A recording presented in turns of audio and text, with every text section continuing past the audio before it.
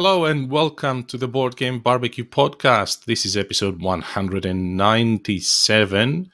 This is Dev, and I'm joined tonight by two wonderful people I haven't had the chance to talk to together for quite some time.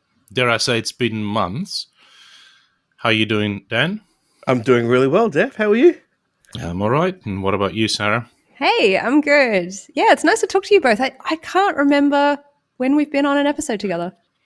I think it was since Dan's favorite game was 5 Nimt. I don't know. Really? Yeah, it's been a long time. It's been a long time, yeah. What's been going on? What have you guys been up to in the board game world? I actually played some games today with my friend Kerry, which was really fun. And I've been playing a little bit with Zoltan as well. We renewed Love Letter. I actually posted about it in the community. Yeah, it is really good because we always had fun with this one, just the two of us. Mm-hmm. He's very competitive with Love Letter as well. Wow. He's very enthused about beating me. Anyway, let's say that. I think all kids love beating their parents. Yeah, so it's really good fun. It's a classic. What can I say? I mean, you guys have both played it, right? It plays really well at 2. It's like because Jen and I used to play it all the time, and some rounds could be over in like 10 seconds. It's like you get the card, you have a guess. Yep, got it. Cool. That's one win to me. Off we go again. Yes. And otherwise, it does come down to the wire, and it's like, okay, who's got the highest card? That's right. It very rarely gets through the deck, I think, with 2 players. But yeah, you can have some instant fails. You know, you get the minister. In my edition, slightly different. There's a minister card where if you get 5+, it's just immediate. You are out of the game. Whereas I think it's slightly different in the other level. Because you had I saw your photo on Instagram. You had a fancy pants edition. Fancy small publisher from Japan edition. Yeah. Wow. It's nice. It's just nice to have some different art. Yeah. Classic Japanese art sort of thing. So yeah, but it's slightly, like I said, it's slightly different with the minister. And I think maybe it's not as good because it's kind of disappointing if you, are the first player, you draw minister and a wizard or whatever, which is 5. And then that's it. You're out. And that's like, okay, let's just shuffle again. And but so in a 2-player, more time shuffling than playing. Yeah. Exactly. And in a 2-player, you discard 1 card. So there's always a little bit of something you don't know, right? Mm-hmm. So, yeah, it's cool. It's a good little game. I haven't played it, but the the cigar box version with the slightly larger cards, they have that. I think that edition has like a 0 card in it as well. Which is the like premium one? Yeah, it's like an assassin or something. Yeah, it's actually got 2 full sets of the same numbers as well. There's heaps more rolls in it, and I've only played it on BGA, and it has been a while since I played it.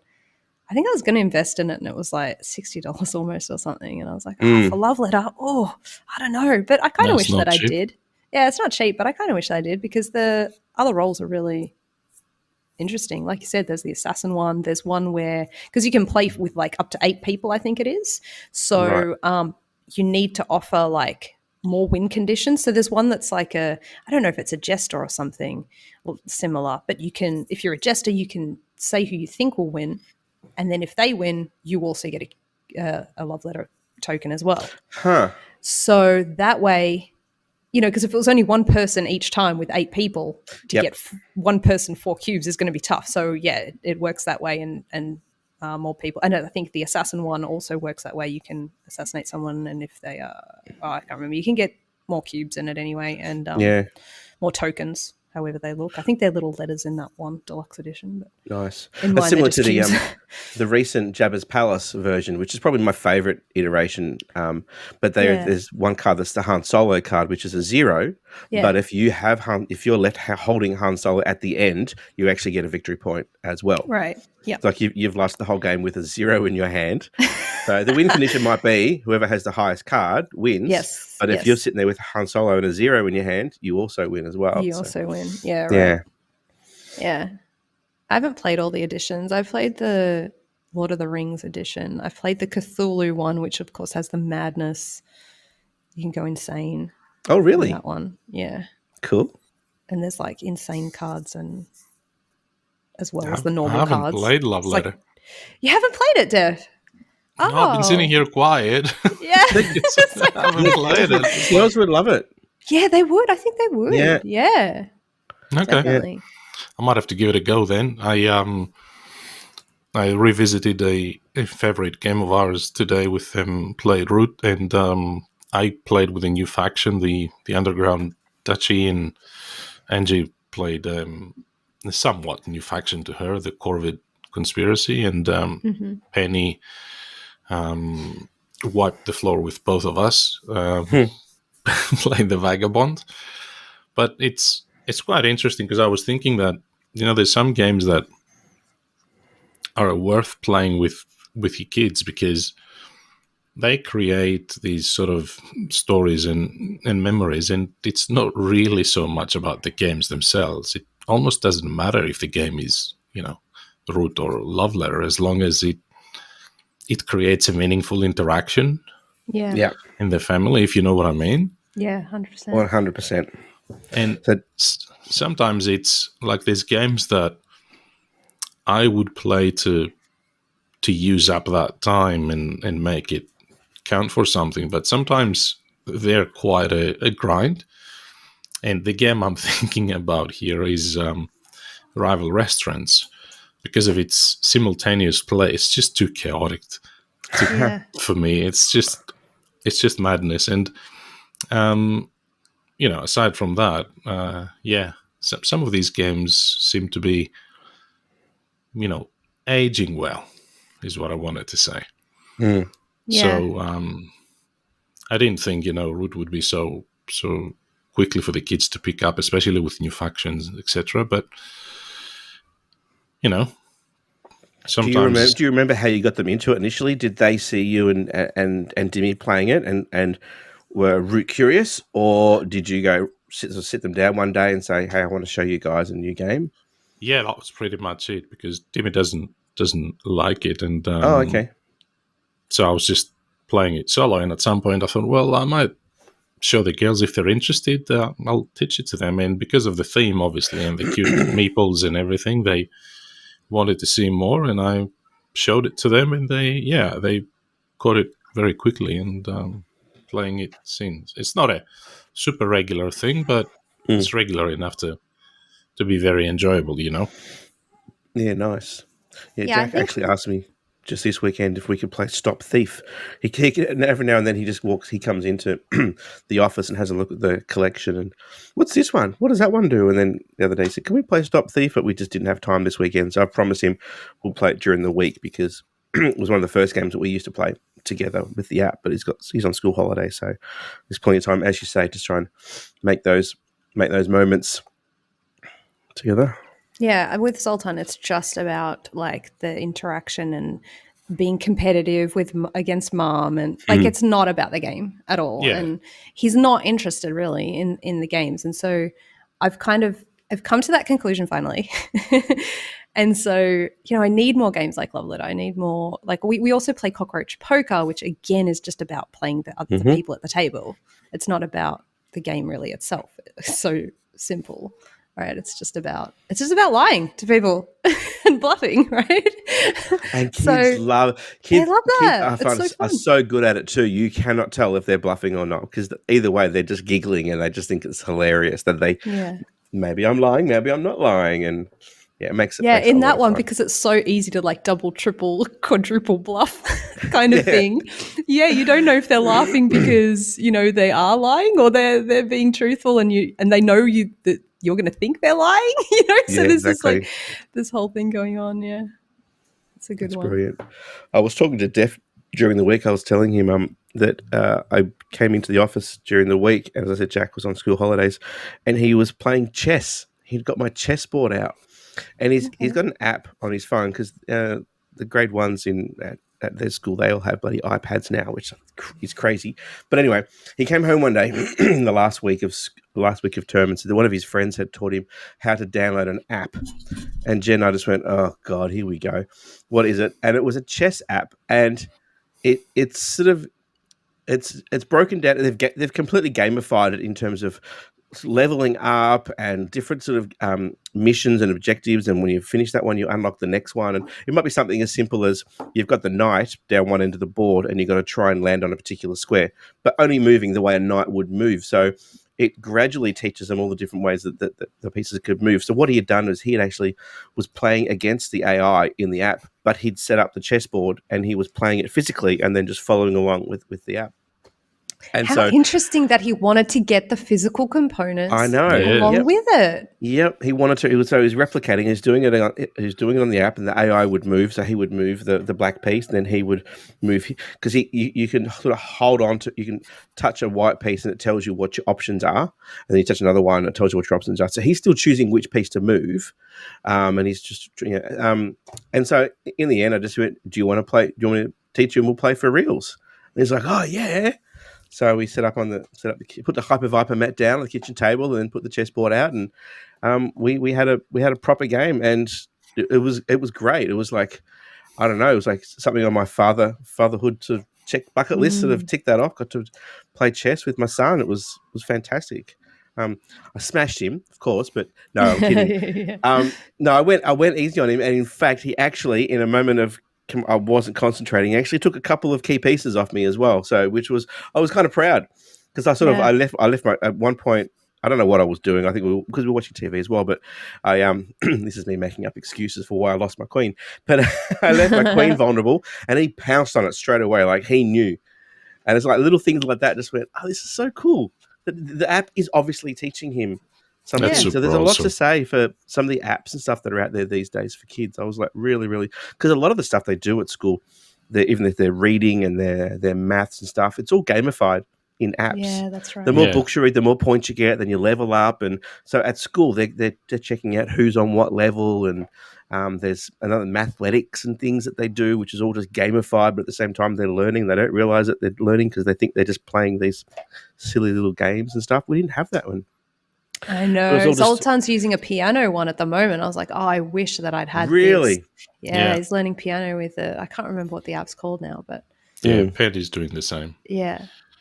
But it's just interesting how the gamification has sort of bleeding into education stuff. It's awesome. Yeah. Well, the fact that he got the physical board pieces out, though, probably tells you that he's a board gamer. Yes. I reckon he's got the tactile thing, because Zoltan would be like, it's on an app. I don't need the physical thing. Right? So, yeah, that's cool. I used to play chess with my dad when I was growing up. That's awesome. I got my grandfather to teach me when I was a kid. I was just telling Dan earlier this week about this, and because both my parents worked, so he's the one that raised me when I was little, and he taught me chess at a very young age. I don't know what sort of motivated him to do that, but and so I ended up playing with him, and later on, when I knew the game well enough, with my dad, and it's one of those things that stick with you, you know. Even specific moments, I remember, I have images from my childhood around this where I might be missing others that were potentially more significant events or whatever else, but I remember these. So, yeah, it's quite interesting. Yeah, I didn't learn it till I was in high school. It was actually a friend that taught me, because my parents were never big into board games outside of like Rummy Cub and Canasta and stuff. They used to play with my grandparents, but certainly not board games or anything. So I learnt from a mate. Well, going back to board games, I've played a couple of beloved now games in our in our team and in our community the last few days. One of them is I played Pipeline a couple of times with Harry and Connor, and I do think Connor mentioned that in the previous or a couple of episodes ago. Pipeline's just a fantastic game. I know Adrian thinks Barrage is better, but I also kind of think that he will reconsider that by the end of the year somehow. The other one is I played Underwater Cities with a lot of international people. Paul Groganetti's birthday, and there was a couple of additional people, like a person from Malta and a person from the US. And we played Underwater Cities on Yukata, which by the way, is a really great implementation of the game. So if you're looking to play underwater cities in a more automated, scripted environment than Tabletop Simulator, Yukata is a good platform. Yeah, it's equivalent to BGA, isn't it? It's got a lot of games on there too, right? It does. The browser UI is, I would say, it's not as good as Board Game Arena. Yeah. And in fact, in Underwater Cities, there is something very strange the game does. Do you know how all of these platforms sort of count live the points that you get during the game? And then obviously when the game finishes, they count the end game points. Well, in this one, it starts counting end game points that are certain during the game. And it tells you, you've got, Paul ended up the game with like 90 points before the end game score. And I said, that is the highest I have ever seen. I don't think that's even possible. And it wasn't, because the actual points that he had accumulated during the game were 46 instead of 91. But the game calculated all of these endgame points while we were playing it, which confused everybody. But other than that, it was really fun to revisit some games that I've played a lot and seem to, be still fresh when you play them. Mm-hmm. I feel like with Pipeline especially, there's a lot to discover, because all of those those cards you can get, like the different text, can do some really wacky things. Like, I don't know, is there something you go for each time, Dev, or do you try a different? Because it just seems to me there's a lot of different things you can do, like paths to victory. And I mean, especially with the expansion that jumbles up the entire board and action slots and oil locations, there's no two games will ever be the same. But even Underwater Cities is such a clever, elegant engine builder. It's quite enjoyable. It's a long game, but I thought it was surprisingly fresh and exciting, even after having played it, 30 times or so. And you let Paul win? And we let Paul win because it was his birthday. Of course. Nice. Well, I've been revisiting revisiting an old game. So last week I talked about Sobek 2 players, and Jen and I played that a few more times during the week as well, but also cracked out another old 2-player game that we hadn't played for ages, and that's Jaipur. Which is such a classic, but it just got me thinking about these 2-player games. And one of the things that and having played Sobek 2-player and then Jaipur, sort of on consecutive nights, one of the things I really like about 2-player games that you can't really do with what's much more difficult to do with more players is keep an eye on what the other person is doing, particularly when you're sort of both going for the same thing, or there's strategy involved in what's in the marketplace and what you're making available for the next person. You really need to keep an eye on what the other person's doing. And there's no greater example of that than Jaipur with the marketplace, because obviously when you sell those goods to the marketplace, there's only limited rewards. And so you sort of got to get in early and sort of capitalize on the higher rewards and stuff. But having played quite a bit of sort of Res Arcana in the last month as well, which is again is with more players, I tend not to sort of keep an eye on what other people are doing and really just focus on myself. But when you do play these head-to-head 2-player games, you really got to keep an eye on what the other person's doing. And I really love that, because you're just constantly side-eyeing each other and going, they'll take something from the marketplace and you're like, yeah, righto, okay, all right, I think I know what you're doing there, you cheeky. And just waiting for them to take camels, like hoping they have to take camels before you so they can take the 3 camels, and then you go flip, flip, flip. Ooh, diamonds and gold. Thank you very That's what much. you want. Yeah. I like that constant battle as well. It's a great 2-player game.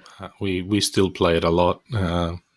It's quick, it's funny, it's just a clever game. Yeah, I've sort of completely forgotten about it, and then it takes 30 minutes to play? Oh yeah, if that. Yeah. I find the first game for us was was longer, and then after that, the rounds just get quicker and quicker because you know what you're doing and just kind of fly through it. And the implementation on BGA is really good too if you want to play against some randoms. And then continuing the tradition of card games, I've been playing. I busted out a few of my button shy games, specifically the Scott Arms games, some solo ones. Food Chain Island is a great. Can I say it, Sarah? It's a great little game. I've already said it tonight. Yeah, why not? And it's the thing that I love about these button shy games, and equally annoys me as well, is that they're so simple and yet so damn clever at the same time. I can't help playing them, going, why didn't I think of this? This is so simple yet it's brilliant. You have to design one then, Dan. I've got a few things cooking in the background, but I mean, Food Chain Island, you're just putting out these cards which are animals, and there's a food chain, and so they're all numbered from 0 through to I think 15 or 16, and the 16 can only eat the 15, 14, or 13. The 14 can only eat the 11. So you're slowly trying to whittle them down until there's fewer cards as possible by just moving them around and eating them by the food chain. But they also have actions on them, so they can't always eat the one that's adjacent to them. Sometimes they have to eat something that's two spaces away, or something that you can take two animals and swap them around. So it is super strategic, and it's just a really clever little solitaire game. And the other one of his that I busted out, I actually got it in the same Kickstarter, was the Ugly Griffin Inn, which is another kind of fun little one with, you've got all these different characters. You sort of like your D&D sort of tropes that come to the Ugly Griffin Inn, and they all rock up at the bar, and then slowly you move them into the inn. And all the characters have irks and they have quirks. So some of them they have. I know, it's funny. Irks and quirks. So they have quirks of things that they like to do, and sometimes those quirks limit them from where they can be positioned at the bar, or whether they can even go into the inn into the bar at the first place, or when they go into the inn. Some of their quirks might be that they don't like loud noises. So if you have more than 3 people in the inn downstairs making noise, then they won't stay upstairs at the inn. They'll actually discard. So you're trying to manage all these people, all these characters as they come into the inn, whether they're at the bar ordering food and drink and being sort of noisy and revelry, or if they're going upstairs to sleep, and whether you can manage them because so-and-so won't sleep next to another sort of person, or they don't like the noises coming from downstairs, or that there's too much food, so there's not enough drink. It's great. It's just really clever. It's nice little sort of hand management. You're picking cards going, can I play this one? Shall I play that one? And there's certain cards that are open, so you can sort of plan ahead, but it's just really clever. And it's one of those things where, again, it's just 16 cards, and it's like, man, why didn't I think of this? I think a lot of people in customer service are not going to like that game. They're going to be like, oh my God, this is just like work. I don't want to do this. Yeah, exactly. Yeah. I know this person. This person comes into my hotel all the time. They're going to do a revised edition. It'll be that Karen Cafe. Have you guys heard of this? Have you heard of the Karen Cafe? I know who Karen is, but... No, there's an actual Karen Cafe where you go to where the servers just abuse you from the moment you walk in. They literally point to a table and go, F and sit over there, and then your server comes along and just throws a menu at you, and it's this whole sort of... There's a lot of places in Sydney that are like that. Yeah, exactly. Even before Karen's was a thing, there was plenty of those places around. So I don't think I've played many board games this week. It's just all been about card games. I've just been really gravitating towards card games lately. I have a 2-player card game for you that I played today. Yes, go on. Have you played Anachrony? I have. Oh, how good is it? Did you like it? It was actually Draven taught me. Ah, yes, I know that he likes it. I've seen him and Jess play it, and I was really keen to try it. And I tried it today, and I can understand what the fuss is about. It's really cool, isn't it? It's very similar. It's kind of like Battle Line. I think. Have you played that one? I'm not familiar with it, but I can. Yeah, I thought you understand the reference. That's finally a game from all of these I've heard today that I've played. Yeah, so in Battle Line, obviously, you're trying to win. I think in Battle Line, you're trying to win 3 locations in a row, or 5 altogether, right? Yeah, and you're doing like poker hands. In this, you're not doing poker hands. You want majority, so that's slightly different. And you want to get like 3 geishas that are on your side, I guess. So you want to win the favor of 4 geishas, or have a majority in points, because they have like total? A certain amount of points, a point total, and the amount of points they're worth is how many cards are in the deck with that geisha on it. So the geisha of 5 points, there's 5 cards in there, and you've got to try and get the majority. So it's kind of a little bit harder to potentially get the higher point geishas. So so it's really interesting. It's basically just a round is these 4 actions. You have 4 action tiles to use in the round, and you choose one. So you can do it in any order you want. So you choose one of these action things, and the actions are you put out 4 cards, so 2 lots of 2, and you get the opponent to choose. They choose one, and then you get the other one, and you put them face up in front of the geishas that they're relating to, right? So they're color coded like the geishas, and then so there's that one. Or you can do you can choose 2 cards to be out of that round. So then you've got this information the other player doesn't know. They don't know what 2 cards are out. Then you can put a card face down, and that's one you will score at the end. So you'll just be like, haha, surprise, I've got this. I've got the other 5 that you were looking for. And the other action is put down 3 cards, and the opponent chooses one, and you get the other 2. But it's that battle line thing of excruciating decisions, right? It's like, oh, what should I start? What should I which place should I just ruin because I don't have the right card yet and I can't do all the things? It's like that. You can't win all the things. And but the thing I like about this one, unlike battle line, which you just play out, you just draw a card and put one down. In this one, there's rounds, so you might win the 3 geishas and you only need 1 more, but then you didn't win 4th one, and now you've got to go again, and you have to win those geishas and another one, right? And the other player might take one of the geishas' favors away from you. So I really like that back and forth element to it. I like to have the majority can slowly shift from your side of the table to my side of the table as well. That's right. It can go back and forth. It's a nice little sort of power struggle. Yes. Yeah. But it really, you need to take that information that you've, like those 2 cards that you've put aside, you really got to think about what you wanted to achieve with those, right? Like, I think I took out one of the geishas in the last round. I took out one of the geishas I'd had her favor. She was a 2, and I had both of her cards. So I'm like, well, I'm going to put that geisha out of the game entirely, right? And then I ended up winning on the points. I got the 11 points I needed or whatever to win. So yeah, it's a really good 2-player game. I really enjoyed it. I think it was earlier this year that Draven taught me, and I don't own it myself, so I haven't played it since, but it's one that I've been keeping an eye out for on the secondhand market. It doesn't appear very often though. I think it's one of those games that are quite hard to get. Well, that's a lot of lightweight, quick, small games. Yeah, we almost did like a 2-person card game special. Yes, accidentally. But I know you've played something else these days, Sarah, which is slightly heavier.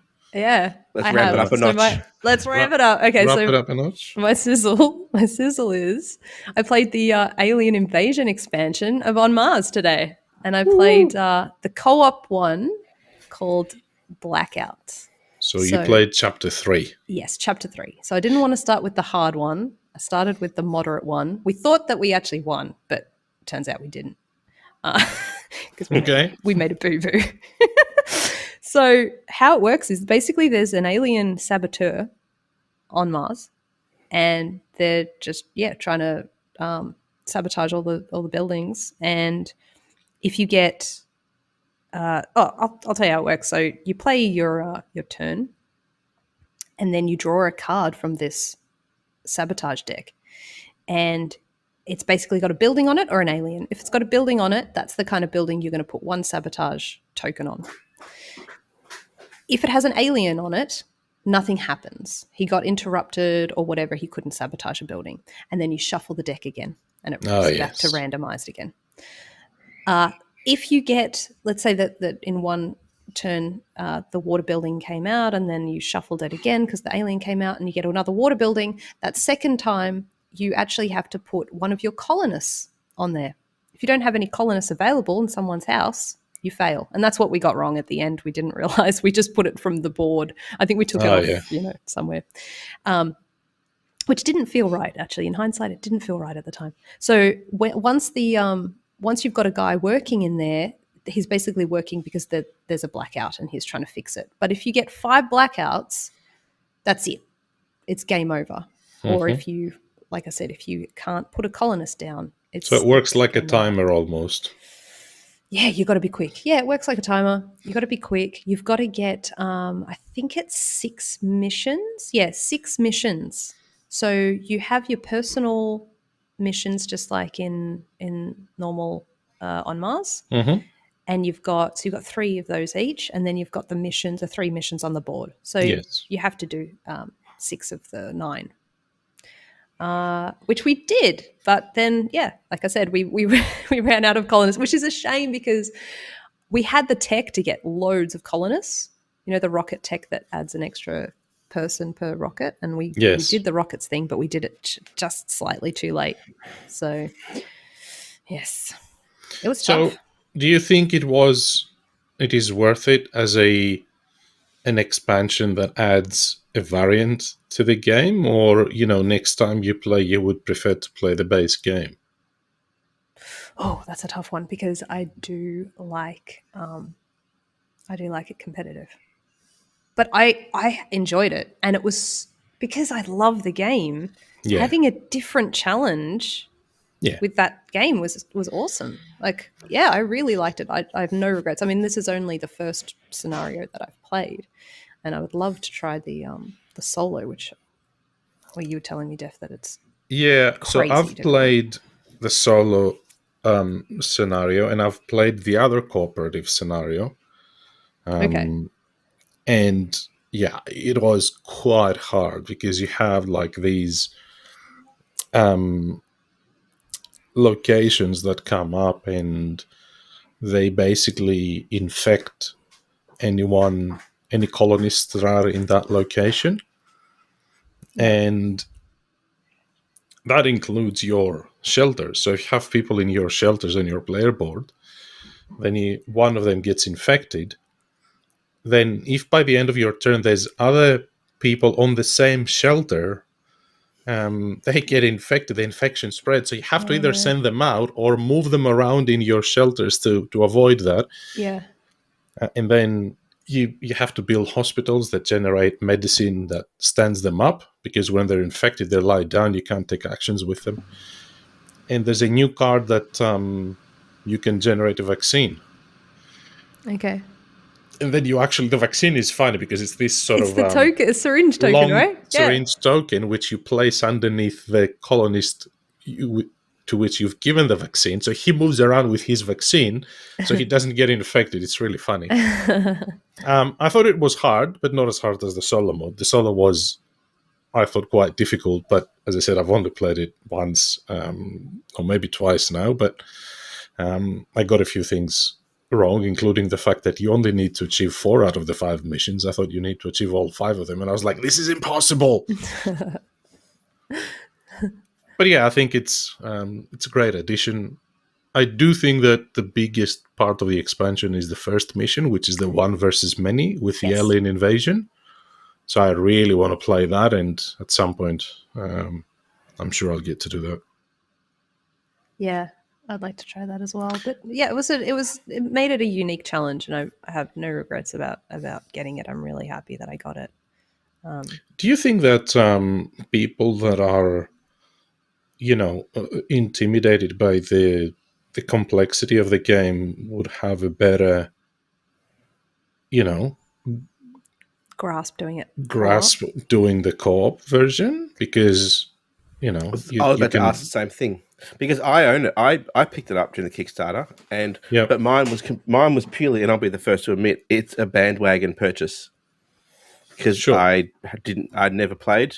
Sick of hearing us banging on about it. Bang on about it. So I picked up. So I used that Kickstarter for the expansion to pick up the original as well. But I haven't taken either of them out of Shrink before. Wait, you haven't played on Mars, like as in on Mars? No. Oh, Sarah, time out. The podcast needs an interruption. Cancel the podcast. I think Sarah and I were going to watch it we were going to play it one night, and then it just never happened. This was a long time ago. That's my mission then. So should I? Well, there's your new oath. So should I be playing the the competitive, the original first before I venture into? Look, I would say yes. Yeah, that was my feeling as well. Yeah, it's still added complexity. Like, even though, yes, you're doing it co-op, I still think it's added complexity, and I would definitely just do the base first, probably. Yeah, but the issue is it's competitive, and so I jumped on thinking, oh, it's solo, great, because I don't have a gaming group where I could actually get on master table. Certainly not in a regular, in any sort of consistency where I can sort of be so familiar with it. To be honest with you, Dan, I think the solo mode in the Alien Invasion expansion is extremely, extremely difficult, and it probably gives you a different feel of the base game than the base game, because it has this extremely tight timeline. You have to basically do 4 out of 5 missions within 15 rounds. Sure.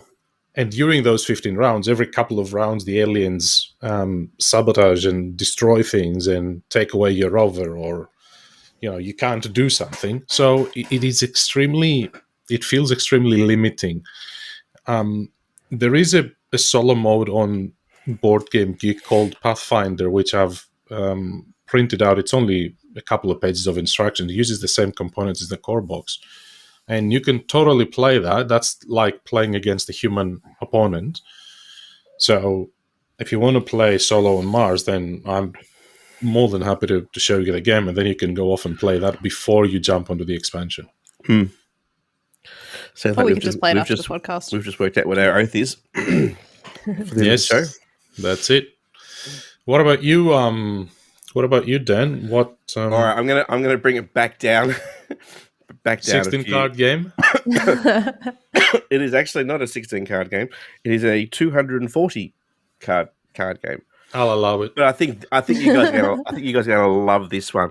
So this is a game that I first heard about a few years ago, and I ended up putting it in my phone. It's like, okay, must check this one out. And I stumbled across it in a game shop in Perth a couple of months back. And it's called Fabled Fruit.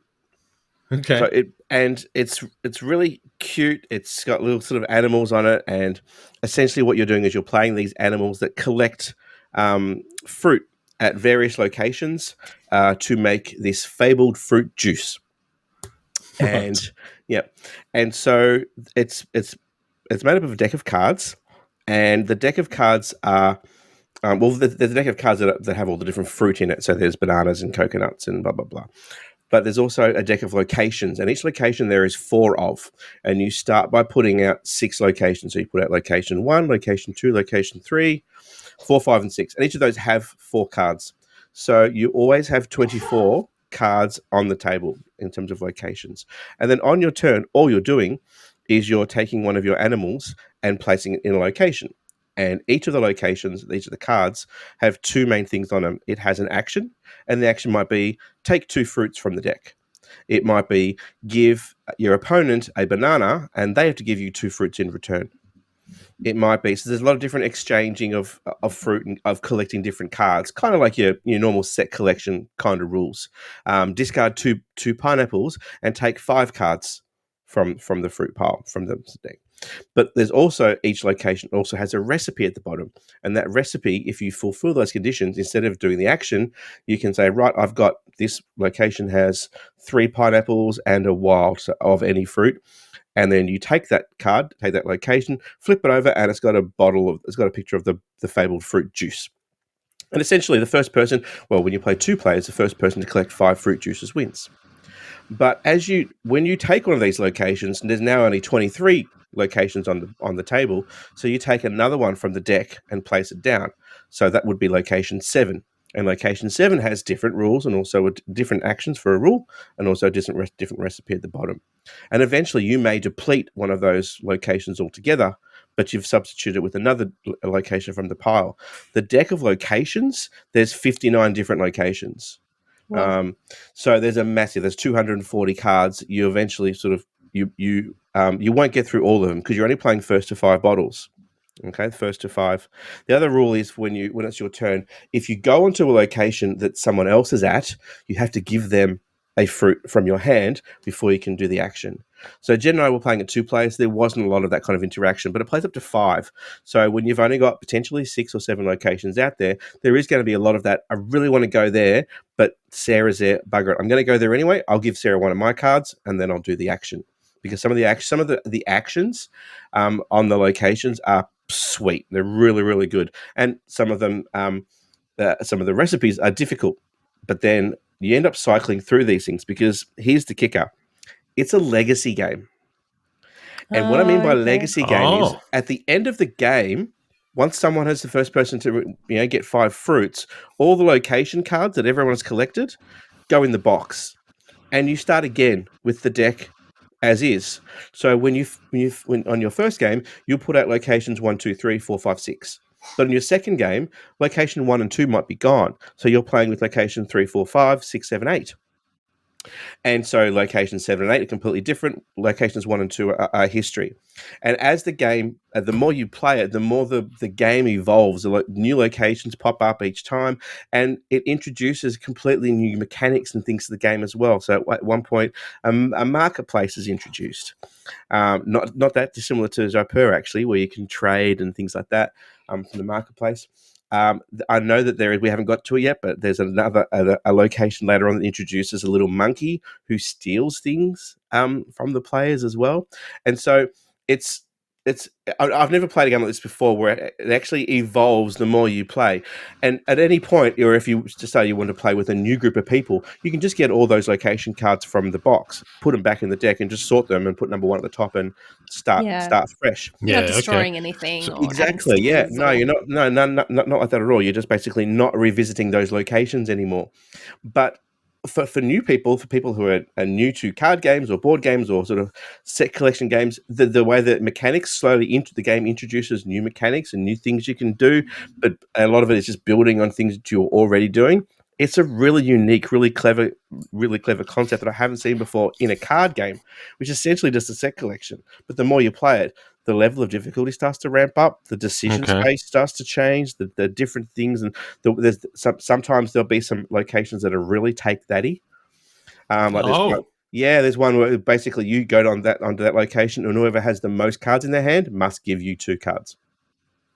So you can target someone who is possibly going for a set of something, and make them give you 2 cards, or you take 2 cards, you take 3 cards out of their hand at random, or you might give them 3 cards and they have to give you 3 back. There's all sorts of different things, and like I said, we've only scratched the surface. We've played about 5 or 6 times now, so we've worked through about probably the first 17 locations.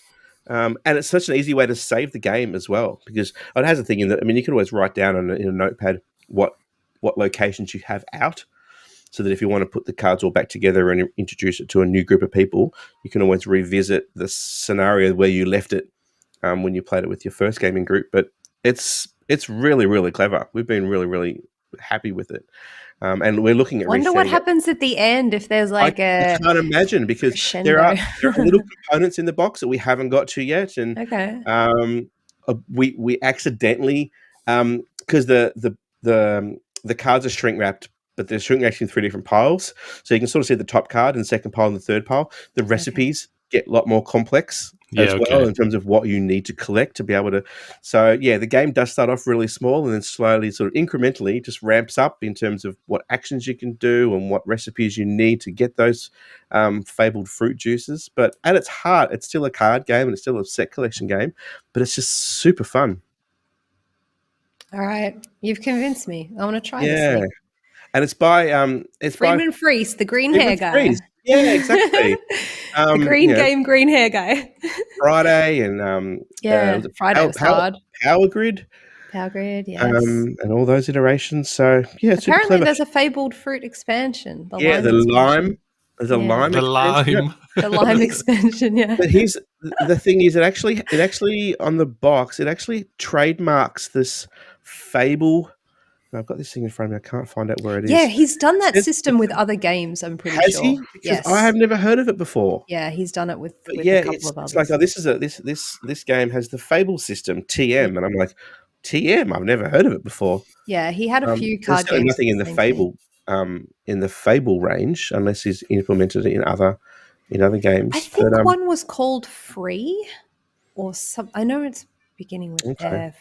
Yeah. I think at one point Advent Games had all three of them. I think there were three different ones that had this similar system. Yeah, but in terms of a simple sort of set collection card game that's also a legacy game, I was fascinated when I first heard about it. Yeah, it seems like something kids could play as well. Yeah, exactly. Yeah. And I was going to ask about that. It's easy to read. It says at the top of the card just quickly what that card does, but there's also the text at the bottom which explains it in a bit more detail. In fact, it also comes with a guide in the box which explains every single one of the 59 locations in a bit more detail about how they work. But again, the way any sort of legacy game sort of slowly introduces new concepts, the more you play, it's perfect for kids or families to have a bit of fun. And like I said, it's only been Jen and I playing, but I can imagine with more players, if you're playing up to 5 people, it would get a lot more. There'd be a lot more interaction because if ultimately someone's going to be on the space that you want to be on, and so suddenly you have to sacrifice some cards to take advantage of that location. And yeah, a lot of fun. Highly recommend it.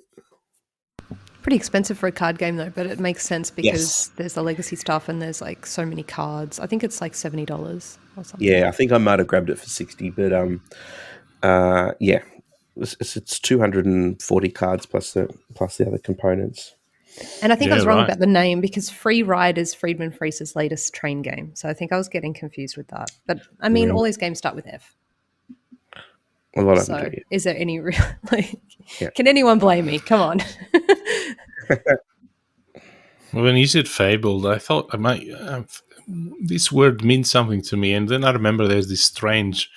This is completely different topic, but there's this strange comic book series called Fables, which is it's awesome. Oh, you know Fables? It's Big Bad Wolf. Yeah, which is all about these sort of children's fairy tales from decades ago, but they're like twisted and in an adult sort of setting universe. It's really cool. So that was Fabled Fruit. Yeah. Got my purchase pen out for that one. It's out of stock though at Advent. That's a shame. It's probably for the best.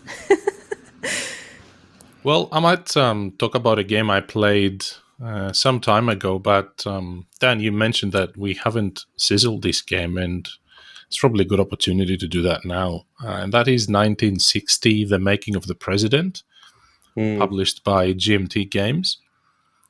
This game is about the 1960 election in the US. So one player plays Kennedy, the other player plays Nixon, and it's a tug of war to see who will win the election. It's a simulation of the sort of pre-election campaign, and it includes the election day where you find out who won by, tallying up the votes across all the states.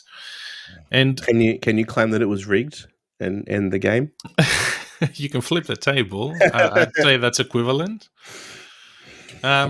If you've played Twilight Struggle, this is based on a very, very similar system, but it is a much simpler game than Twilight Struggle. So the way the game works is there's a deck of cards that gets shuffled and players draw cards, and they go through these rounds where you go back and forth and you each play one card until you have run out or until you're left with one card in your hand. And when you play these cards, they have all of these historical events on them. And which is quite cool, by the way, because all of the sort of events that happen during the election are represented there.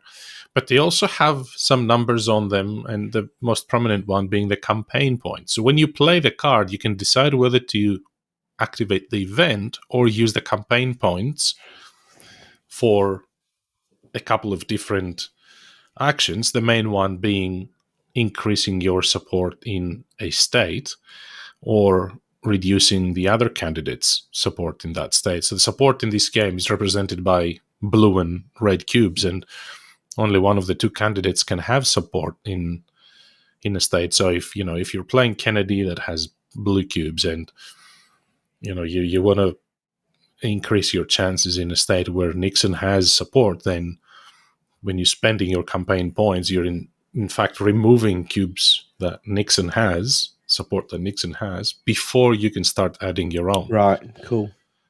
So on top of that, if one of the two candidates has at least 4 cubes in a state, it's said that that candidate is carrying the state, which then makes it increasingly more difficult for the other player to remove that support. You have to do what the game calls a check, and the check is simply digging your hand into this bag that's full of red and blue cubes and just pulling a cube out. If it's your color, then you've been successful. If it's not, then you haven't been able to do that. But the way you manipulate the contents of the bag is clever as well. Every card has a rest number, which represents how many cubes go to your rest area, and at the end of each round, they go into the bag. The game is very clever because it works over a number of rounds with this back and forth where you're trying to secure some states and fight in some sort of battleground states, but at the same time there's some planning involved, because at the end of each of your first 5 rounds you have to put aside 1 card in your campaign strategy deck. So at the end of these 5 rounds, each player has 5 cards that they've been planning for, and then the debates happen, which is a separate round on its own, and you have like these 3 different topics that you have to play these cards and see who wins the debates. And yeah, it's very clever, and you have like defense and economy and civil rights, these 3 issues, and the issues have different importance depending on how the game until then has gone. And you go through this separate special round of the debates, and that gets the winner some extra support. And then you continue for another 2 rounds of normal play until you get to the election day, where you do a few things and you tally up the numbers and whatever else. But there's some very clever things that players that have done Twilight Struggle will recognize. For instance, when you play a card for its campaign points to, say, increase your support, your candidate support in some states, the opposite player can trigger the event if it is favorable to them. Mm-hmm. By using, I think, something called the momentum marker, if I remember correctly. So, and because the deck is quite big, there's definitely going to be cards in your hand that have events that are very favorable to the other player, and you have to be very, very careful how to use them and when to use them to have the less impact on you. At the same time, there's additional things like you can influence the media in the different regions of the country, and that has an impact on how they see you during the debate, but also during elections. If there's states that have not been selected by the candidates with for support cubes, then they get swayed by the media. That's brilliant. One side or the other. Is it simply whoever wins the most states, or does it employ that electoral college math where some states are worth more points than others? Does. So every state has this marker on it, and you can see how many electoral votes each state has. Mm-hmm. So in advance that California is more valuable than a small Midwest state. And so you have to be careful where you're going. At the same time, you have a little wooden token which represents your own candidate. And the candidate, you can move him around the board, and he campaigns himself. So thematically, wherever he is, your support grows easier. Yes. But at the same time, it means that it leaves some states more vulnerable to the opponent. So it's quite interesting the way it manages it. The rules are not complex. It's not a complex game, but it's a long game. So how long? For two terms of 4 years. Yeah, I mean, it probably took us more than 2.5 hours to play it the Wow. first Okay. time. Because the truth is, the first time you play this game, you don't really know what's in the card, so you don't know what to prepare Yeah, for. the And cards would be a big part of it, right? that's right. It's same like Twilight Struggle. If you play it for the first time, it's, you have no idea what's in these cards. And so, but it is a very clever sort of back and forth, head to head game. If you like the theme and you like, the political aspect of it, and you enjoy the simulation of it, because the reality is it's meant to be a simulation, right? All of the events are historical, the things that happened during the campaign and actually impacted the results and all those sorts of things. Um, yeah, I think it's quite clever. The way you tally up the votes at the end. They've thought of a clever system as well. So you can see printed on the states how many electoral votes they have, but instead of having you count everything, you put these very pretty round tokens on the states that show you the same thing. So when you actually finish the game, then all you have to do is grab all the tokens from the states that you've won, and the opponent does the same, and then you sort of tally up those instead of trying to count again and again. I think it's an interesting game to get into those types of political, games, if you think you will enjoy a strict one versus one type of tug of war game.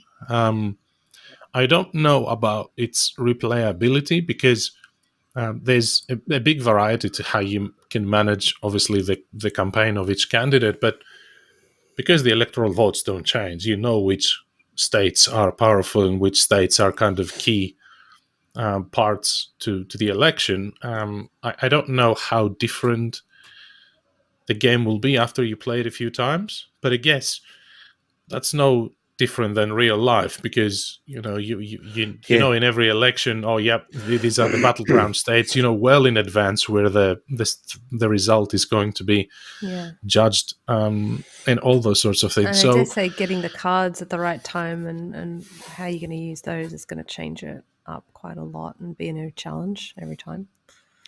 Yeah, so it's definitely a game that I'd recommend for people that want to get into these types of card-driven political games. And like I said, this is a perfect startup if you want to get into things like Twilight Struggle, which is a step up from this, but essentially using the exact same system of card play and events. So yeah, it was pretty enjoyable. Want to play it a few more times to see how it fares up in terms of replayability. But I do think it's a game that most people that are into at least the theme would enjoy for sure. I think it's fascinating. I mean, everything I know about US politics I learnt from 7 seasons of The West Wing, but even just the fact that they use, as you said, they use actual events from the time, and it's great. Do you think it would be easy to just refresh the cards and make it a Trump Biden sort of game?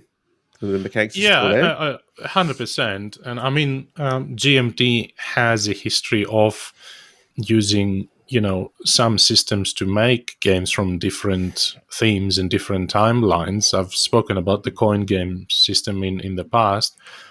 This one, obviously, this game is a very simple one. That you've got Twilight Struggle, then you've got Imperial Struggle, which is a newer game in the same sort of using the same system. You have card-driven game in Labyrinth, which is the War on Terror. So you have the US or the Western world versus the terrorist organizations. It's quite. I think it's one of these things where the theme is so strong, and if you have a connection to it, then the mechanics need to be just adequate. Not saying that this is the case here, but you know what I mean. The mechanics don't need to blow you out of the water if they're elegantly created and the game is well balanced and designed, then it makes for a very enjoyable game. For sure. Sounds Well, good, there you Jeff. go. I'd like to play that one in some Yeah, way. you've played Twilight Struggle, right? Yeah, I have. I really Do you like enjoyed it? I do. Yeah. Yeah. It. I did think that the theme comes through a lot stronger in Twilight Struggle than this game. Yeah. So because you've got the space race, you've got the nukes threat. The whole Cold War sort of the tension, squeeze, the tension. That's right. That's the word I was looking for. Comes in very, very strongly in that game. This is still quite thematic. Well, there you go. Those are the sizzled games of the week. And if you want to create some sizzled games of your own and you don't have the space for it, well, guess what? We've got space for everyone. We've got a couple of game days that are coming up in August in Brisbane and Melbourne. So if you are keen to meet with some of us and about 100 and something people of our community that show up in these game days, go and have a look on our Eventbrite or website where you'll find the link and you can sign up to attend some of these game days. I think August 20th is Brisbane and August 27th is in Melbourne. That's right. And it's pretty neat because you can just come and learn a game and we'll teach you. There'll be all the scheduled teachers, which will be free to sign up for if you've already got a ticket, and they'll go on a couple of weeks before each of the game days. We run plenty of ad hoc teachers, and that's the thing about our community. Our community is awesome. Plenty of people will bring their own games and then just go, "Hey, we're about to start this. Do you guys want to jump in on this?" And there's always plenty of games for you to learn. And if you're new to one of these game days, it's so much easier to come along knowing that you're going to be sitting in on something and, Yeah, that gets you started, and then you can easily float around to other tables. Yep. Hey guys, Adrian here, and I'd like to talk to you guys about Advent Games, who directly support this podcast and our Sydney Game Days. Hey, Adrian, are you talking about Advent Games? I am. How awesome are they? They're great, mate. Hey, wait. I love the website. Hey, Dan, are you talking about Advent Games? We are talking about Advent Games. I love how to have $10 shipping inside of Sydney and $15 flat rate shipping outside of Sydney, outside of the metro area. Yeah, it makes it so much easier when you're checking out the website, all the different categories. The best. New releases, upcoming. And Dean also has an incredible newsletter he sends out at the end of every week. So please make sure that you get on his mailing list. Yeah. Sorry, Adrian, we didn't mean to interrupt as you were. Yeah, I just wanted to say, I also love Advent Games.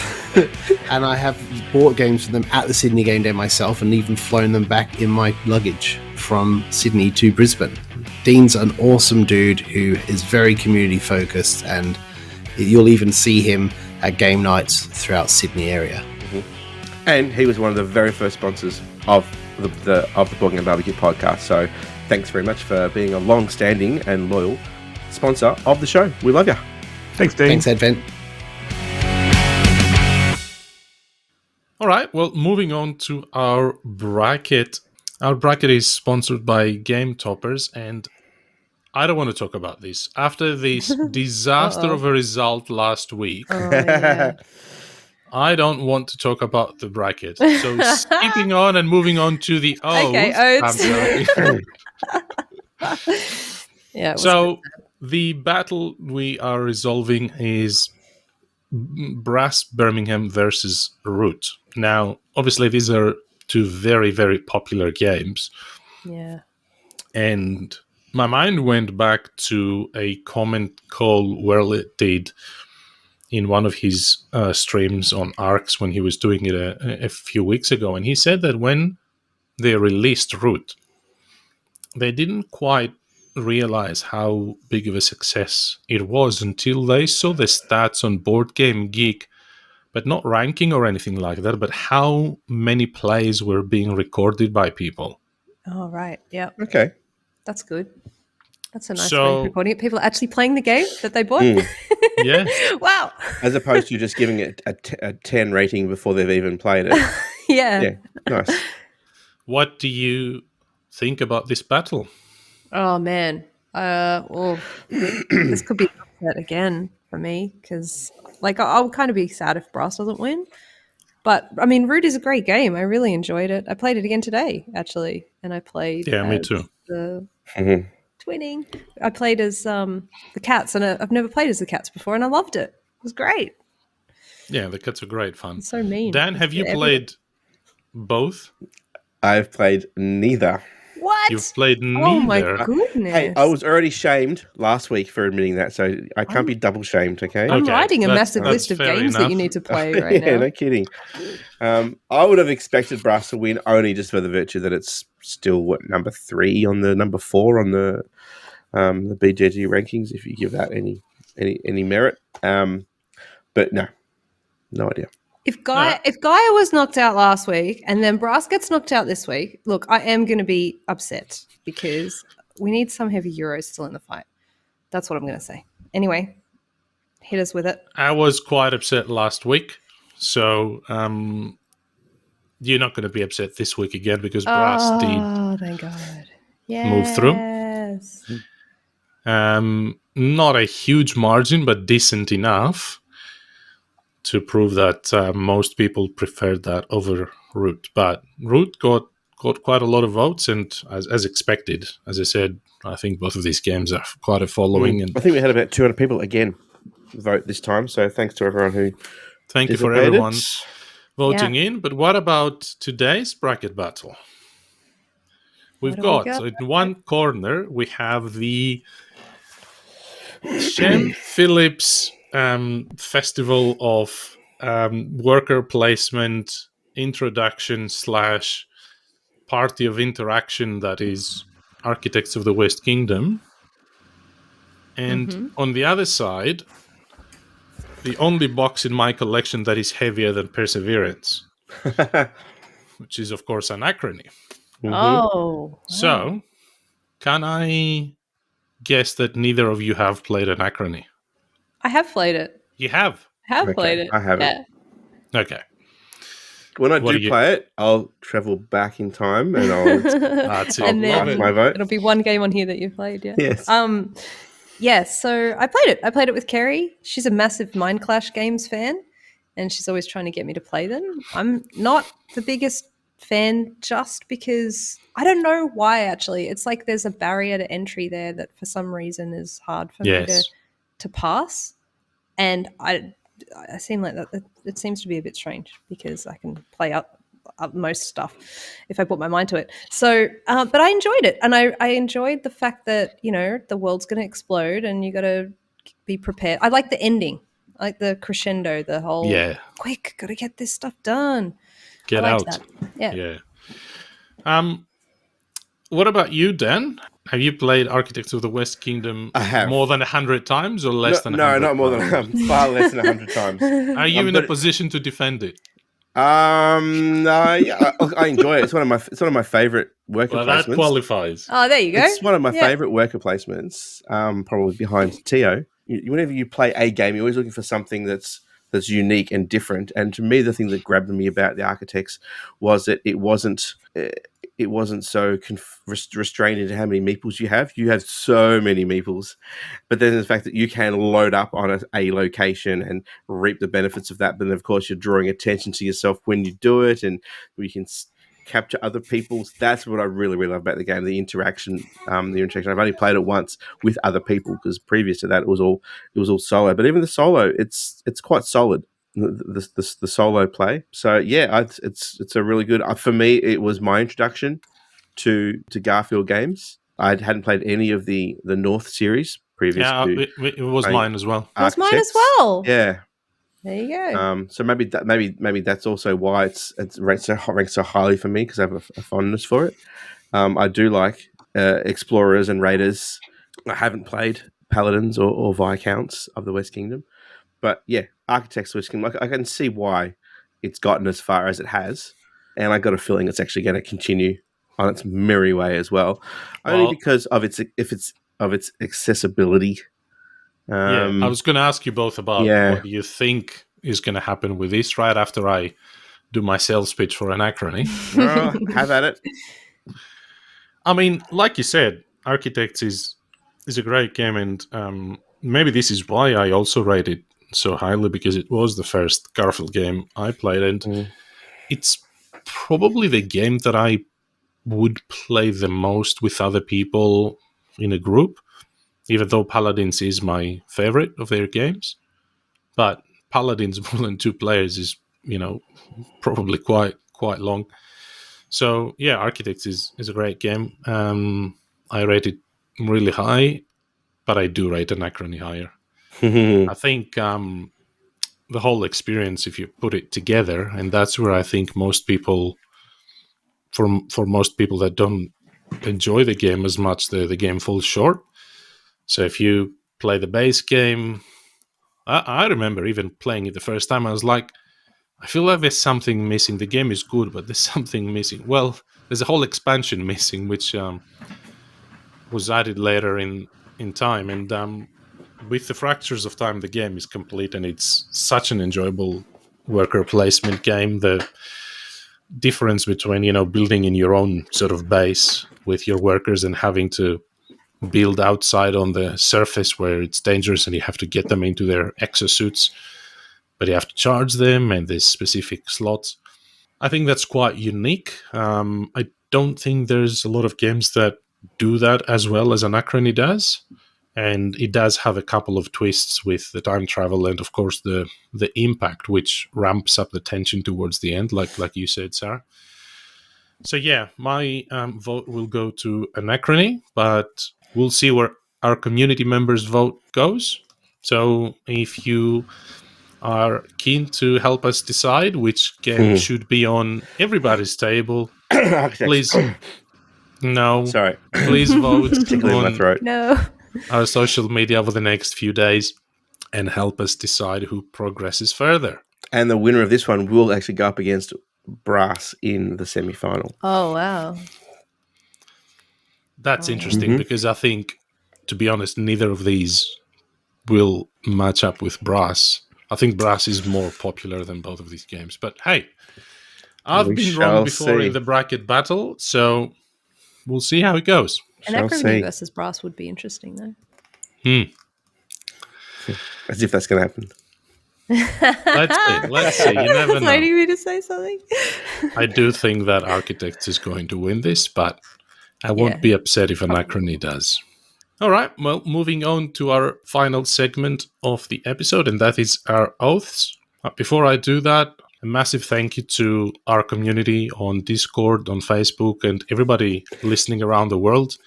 We've got quite a lot of international listeners, even though the bulk of our audience is still local in Australia. So massive shout out to everyone. If you want to help us out, you can support us on Patreon. We do exclusive podcast episodes there for our Patreon supporters. But there's other ways you can help us out. You can leave reviews on Apple Podcasts or a star rating on Apple Podcasts and Spotify. We have a lot of reviews there, and it helps the podcast get more exposure and more people to find us. There's still so many people, and Dan, we were just talking about this week, that there's so many people that still don't know the podcast in Australia. If you have friends, colleagues, neighbors, go tell them about the podcast. But you know who does know about the podcast? David and Margaret.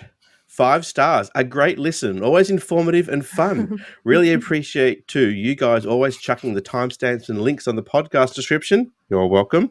So that I can follow up on specific games if they sound good. Thanks, David and Margaret, for the 5-star review. And as promised, if you leave a 5-star review, I will read it out on the show. That is awesome. I'm still waiting for someone to leave me a limerick or a haiku or, I don't know, some tongue twisters. Come on, throw a challenge at me. Yeah, as long as it doesn't mention quokkas, we're fine. Yeah. Let's put that behind us. So, massive thank you to our community. It's a very welcoming place, and it's always a pleasure dealing with you guys. So, thank you.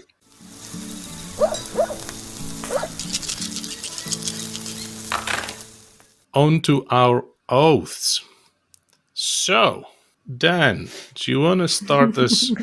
He looks a bit nervous. He does look a bit nervous. Yeah, not at all. Oh, not at really? all. Although You're shifting around in your chair. although I was going to make my new oath I thought you were just going to leave. Leave just then. Yeah, because he was like shifting around. You guys will just see my chair spinning and just a bit of feedback from my microphone. No, my oath was Welcome to the Moon, which I did play, but I only played the first scenario. I started the campaign. I enjoyed it. When I first started playing it, I thought it was going to be a bit samey to the whole Welcome to. Okay, but but it quickly this starts to do some little sort of Hadrian Three Sisters sort of combos and stuff, which I really like. But it was only the first board of an 8-board campaign, and so I'd like to revisit it, and I was going to do that as my new oath, but apparently another oath has appeared in front of me, and Def's giving me the like evil eye. So my new oath, apparently, Def, is going to be to learn on Mars. So can our new oaths be to teach you on Mars? Are we allowed to do that? Oh, you're both let's do a group pact instead. Get double teamed. Well, that's good. Sure. Well, but going back to Welcome to the Moon, I really, really enjoyed it. It's really clever. I found the rule book a little bit confusing. I felt like it jumped all over the place. It comes with all these little tuck boxes as well with things in them, but I couldn't really find any explanation as to what was in the tuck boxes. I pretty much just had to open them and go, oh, okay, no, not this. Or I would have, maybe I've missed something. And I did a couple of playthroughs. I watched a couple of playthroughs online as well before I had a crack at it. I think I've just become lazy. I find reading rule books really difficult now. So in that case, you're in luck, because the On Mars rulebook is not exactly what you'd call light reading. Okay, good, because I need something to help me get to sleep. No, it was funny because when I mentioned earlier that Sarah was going to teach me, she actually said, "We're going to play it next Monday. Watch the Paul Grogan." I did too. YouTube video. I was like, I don't want to teach it before we play. I think it's a good warm up. It's a good warm up to watch it. Yeah. That's what I did. And when I played it for the first time, I also got taught by a friend of mine, Adrian Chu, who's a really great teacher, by the way. I'm always telling him he's the best teacher. Next to you, Dave. Yeah. And I won. Gives you the competitive edge. That's a sign of got to watch that a good teach then. Yeah. So my new oath, I, Dan Harris, swear that I'm going to learn on Mars before I'm on the podcast next. By one or both of my fellow hosts here. Yes. Or by yourself if we let you down. Maybe. That doesn't sound because you have to do it anyway. No, I'm committed now. I'm quite committed now. What about you, Sarah? Give us some trains. There hasn't been any train discussion in this episode, and you know I won't stand for it. Yeah, that's true. I did. I mentioned a train at some point, didn't I? Oh, I did say a train game. I said Friedman Freeze's train game. But you're right. There hasn't been enough. So I played Transcontinental. I did it. Yes. I haven't been on for ages, so if I hadn't played it, it would have been terrible. I had COVID. So while I had COVID, I learned a couple of games. So I played this. I played it two-handed solo to learn it, and then I played it with Kerry after I got out of ISO. And I really did enjoy the game I played with Kerry. I got quite behind in the game really early on, and so it was a real challenge to catch up. Adrian sizzled this game already, and he did a really good job of talking about it. So in a 2-player, you want to you want to develop these tiles and build a building on it, so the other player can't do that as well, and then you have exclusive access to that location as a worker placement spot. So looking for the best ones and the most strategic ones, you want to get on those really quickly. Kerry beat me to one. I like wasted all these turns, and she planned it better, and she developed on this tile before me, and then I was like behind, and she had like 2 developments and I had none, and then I had like 1. And because I didn't have the developments, she could get all these resources easily.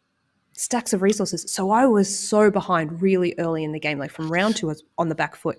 And so the whole challenge of the game was like trying to somehow get back in the game, you know? And it was really hard, but it was fun. It was a fun challenge. So I So like do you it. think the game is going to be better with more players? It's one of the games that kind of distributes the gameplay and the risks and the rewards more even. Okay. Yeah, I think so. Because, like I said, you just cannot use the building if the other player has built it in this one. And there were a couple of times where I think you get 2 victory points if you help out instead. You just get 2 victory points. Sure. And it's just not enough to have wasted your resources to help out with it. You've helped them build the thing, and you've also not got a benefit at the end of it. So other than 2 points, and 2 points is not a lot. So yeah, but I mean it's not bad because it's so tough. But I think in with more players, like you said, you've got a little bit more semi-co-op stuff. You're helping each other, getting more developments. You can do a few more different things. Kind of felt I was a little bit pigeonholed. Sure. Okay. You know? Like I had this one development that had like passengers, and I was like, I'm doing this. This is what I'm doing now. I'm going to go this path, kind of thing.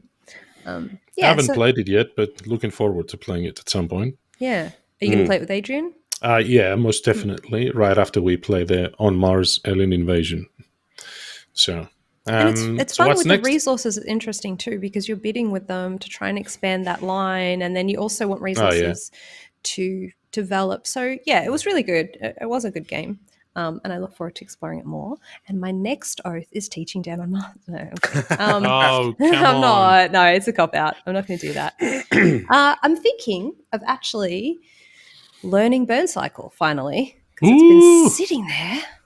Yep. And it just looks so nice. And that's a heavy oath. Yeah, it is. It is. But I'm going to do it. I'm committed now. I've said it. Awesome. I've said it on the podcast. I like it. That's great. My oaths were a bit dodgy. The first one was to play. I had played the On Mars solo mission of the expansion. Now, my oath was to play the 3 first scenarios. I've played the second one, like I said, but I still haven't played the third and the first one, so that's still ongoing. The other one's a bit funny because I swore an oath to play a game I didn't have yet because it was in the post and I thought I would have it by today. I got it with 2 weeks delay. I don't know why. Oh, no. You're not the first to make that mistake. That's happened before. I'm sure Mitch has done that too. Right? I really didn't have this issue ever before, and this time it was just stuck in the local post office for 2 weeks, and I got it just on Friday, and that's Railways of the World with the... Friday? So you've had 2 days? Yes, it took me 2 days to open the box and sort it. I had no idea this game was going to be so big. Yeah. So that's still an oath. So I'm a bit reluctant to add something to it, but like I've put down on my notes here, I am going to teach Dan On Mars, so I'm going to steal that to see if we can actually make it happen. Done. So there you have it. Those are our oaths. If you do your oaths and you fulfill them, use the hashtags to let us know in the community on Facebook or on Discord. And that brings us to the end of our episode. One thing before we let you go, we've started doing regular streams of games on our YouTube channel. We're hoping we can really have this as a regular segment, exactly like the podcast. These are going to be every Tuesday evening on 7:30 p.m. on our YouTube channel. If you want to be notified, just go on the Board Game Barbecue YouTube channel and hit subscribe and get the notification bell clicked. And yes, we've done a couple of games, Bot Factory, Mini Express. We're doing another train game the day that this podcast will be released called Isle of Trains, and a few other interesting and exciting things coming up. So looking forward to that. Mini Express was fun. Yes. Who won? I enjoyed that. Oh, someone. It was me. Someone did. And with that, this is the end of the episode. Thank you very much for listening, and play your games more. That's a good one. Nice. I like the replaying the games. Thank you very much. Bye, everyone. Cheers. Bye, guys.